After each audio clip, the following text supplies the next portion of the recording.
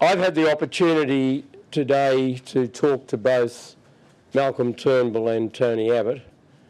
If I may start with Tony Abbott, I took the opportunity of saying how much I believed he had achieved in the period of just under 2 years that he's been Prime Minister of Australia. He achieved, along with Scott Morrison, a turnaround in relation to border protection policy that I didn't really think would be possible.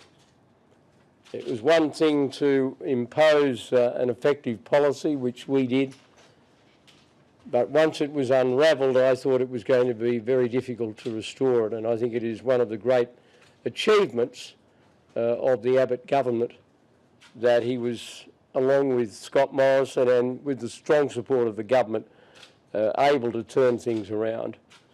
Of course, he achieved a great deal in relation to budget repair, the removal of the mining tax and the carbon tax and all the other taxes that he committed himself to remove are also very significant legacies of his period as Prime Minister.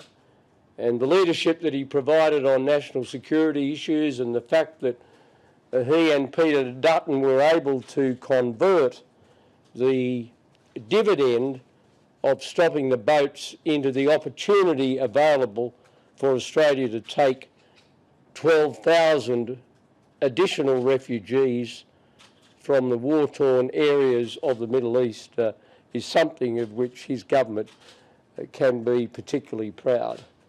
Of course, if you look at the broader political picture, Tony Abbott is also somebody who should be remembered in the Liberal Party pantheon as having achieved in 2010 a quite remarkable thing. He effectively, at the 2010 election, killed off a first-term Labor government. It may have taken another 3 years for it to be buried and cremated, but it was killed off at the 2010 election. Nobody else leading the Liberal Party, in my judgment, could have achieved that. So, inevitably, with the pang of disappointment and loss that undoubtedly my friend Tony Abbott feels at this particular time, I say to him, as a friend and as a former Liberal Party leader, that he has an enormous amount to be proud of, and there is much in his record, both as opposition leader and Prime Minister, of which the Liberal Party should be profoundly grateful and indebted.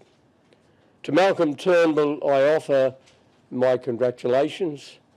I've known Malcolm for a long time. He was, of course, a Howard-era minister, and he was a very good minister. He's a person of great intelligence. He has the capacity to explain economic concepts very clearly and very lucidly, and that, as he indicated yesterday, will be an important part of the skill set that he brings to his new responsibilities. I have little doubt that he will, as I did and Tony Abbott did, understand that the Liberal Party is a broad church. It's a centre-right party. It brings together two streams of the Australian polity.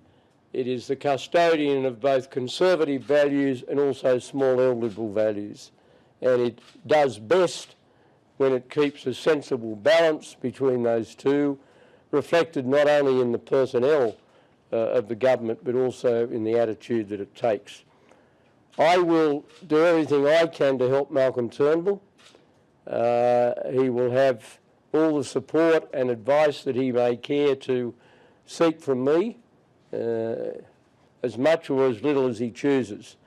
My operating principle is to keep the Labor Party from the government, and my operating principle is to promote the cause of the Liberal Party and the cause of the coalition, and that can best be achieved by everybody giving the maximum level of support to our new Prime Minister, and I congratulate him and those around him in a personal sense, that is his family, who I know well, on what has come to them.